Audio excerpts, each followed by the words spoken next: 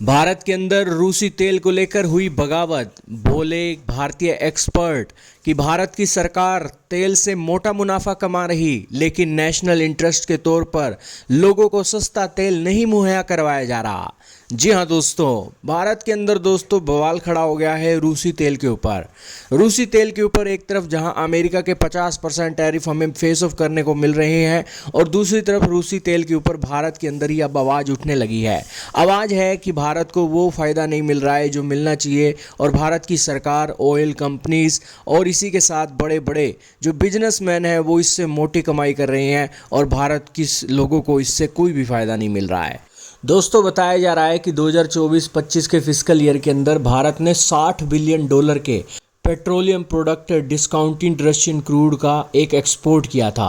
इसके अलावा बताया गया कि रशिया का जो ऑयल है 25 से 50% चीपर आ रहा है, लेकिन पेट्रोल के जो प्राइस हैं वो इंडियन कंज्यूमर्स के लिए हाई ही रखे गए हैं।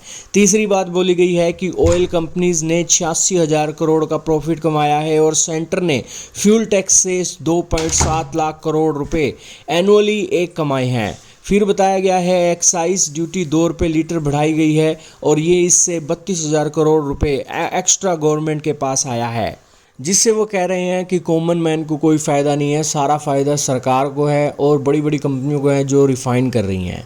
लेकिन दोस्तों ये तर्क अकेला सही नहीं है, इसके खिलाफ में एक तर्क दिए जा रहे हैं कि भारत की सरकार 80 करोड़ लोगों को दोस्तों खाना दे रही है फ्री ऑफ कॉस्ट में।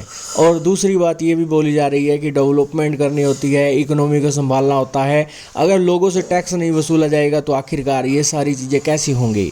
सरकार के पास अगर पैसा होता है, अगर फिगर अच्छे होते हैं, तो इससे ज़्यादा इन्वेस्टमेंट आती है, और ज़्यादा इन्वेस्टमेंट आती है तो ज़्यादा रोजगार भी उपलब्ध किए जाते हैं। तो ये तर्क दिए जा रहे हैं।